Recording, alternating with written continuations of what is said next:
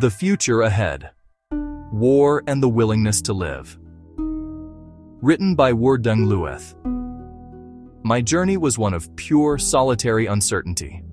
Alone, I was driven toward an unknown world, forced by the fear of death to flee my birthplace at a young age. At that time, my ultimate goal was to survive and be safe. As I moved from city to city, my life changed, and my fear of the unknown grew more significant. Yet I held on to the hope that tomorrow would be better. The experience of war obliterated my ability to see purpose and meaning in life.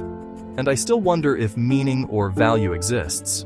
However, after years of war between the South and North, I resolved to recreate and repurpose my life. I realized all generations, poor and rich alike, ultimately revert to the same state. That is the final chapter for every living thing. If one thinks deeply enough to find the purpose of existence, one arrives nowhere. For what purpose do we live? No matter what the reasons and defenses behind the idea of life may be, I don't see one. The meaning of life, and any solid basis for its existence, is incomprehensible. Life is a journey that ends poorly. Even as a young boy, I wanted to live, intent on seeing more and enjoying what life offers. I want to enjoy it simply because I am here on earth with no choice and cannot undo my existence. To be human, to be born. It was not my choice. Everything, instead, is rooted in the choices of power.